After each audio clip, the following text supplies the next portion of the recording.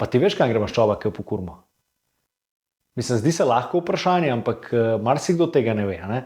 Eni mislijo, da gre v mišično maso, eni mislijo, da se izloči v znoju, v urinu, eni mislijo, da se porabi kot energija, ampak ne drži. Ne? Pač, ko gledamo, obstaja zakon o ohranitvi mase in če imamo mi 10 kg maščobe, sprejte mase, ne more kar izginiti.